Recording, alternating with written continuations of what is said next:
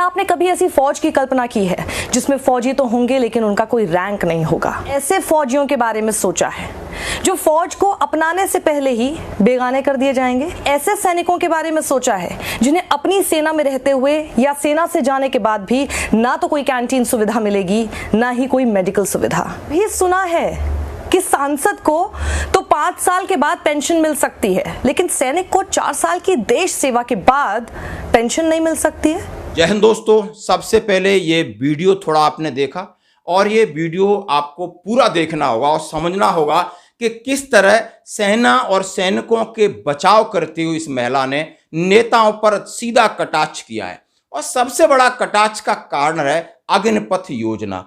क्या ये अग्निपथ योजना नेताओं के लिए लागू नहीं हो सकती थी, टीचरों के लिए लागू नहीं हो सकती थी और किसी संस्था विभाग में लागू नहीं हो सकती थी? आखिर सेना के साथ ही क्यों छेड़छाड़, क्यों राष्ट्रीय सुरक्षा को आपने इसके साथ छेड़छाड़ करने की कोशिश कर रहे हैं? और सीधा सीधा ये वीडियो देखिए। उसके बाद ये कहा गया है और कहने वाले हैं राहुल गांधी जी, उन्होंने कहा है कि ये जो अग्निपथ योजना ये आरएसएस का विचार है और ये सरकार ने जबरदस्ती थोपा है। सेना के अधिकारी को चुप कराने के बाद थोपा गया है। सेना के अधिकारी कोई भी नहीं चाहता है, क्योंकि सेना के अधिकारी या सेना अच्छे तरीके से समझती है कि इनका उपयोग किस तरह कैसे ऑपरेशन में लिया जाएगा, किस तरह से एडमिनिस्ट्रेशन और ट्रेनिंग में इनकी भागीदारी हम कैसे हो सकते हैं। क्या ये कोई स्पेशल ट्रेनिंग करके आएंगे? क्या कोई ये स्पेशल कमांडो बन के आ रहे हैं? नहीं। जब ये आम सोल्जर की तरह भी नहीं है, आम सोल्जर से भी ये निचले पायदान के सोल्जर हैं, तो इनको सेना में रख के सेना की सिक्योरिटी के साथ, देश के साथ एक बहुत बड़ा रिस्क है और खिलवाड़ है।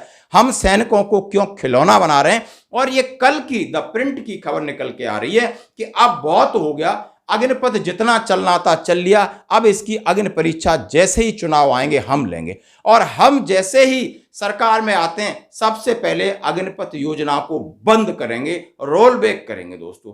और उन्होंने कहा है, ये कर्नल साहब आप कह रहे हैं जो कि सेना के उच्च अधिकारी भी हैं, उन्होंने कहा है कि इससे क्या फायदा है? यूनिटों के अंदर लगातार स्ट्रेंथ कम हो रही है, यहां पर जाकर ये कौन सा स्पेशल काम करेंगे? ये भी एक सेना के लिए बहुत बड़ी लायबिलिटीज बन जाएंगे। आखिर सेना के साथ इस तरह के प्रयोग क्यों किए जा रहे हैं?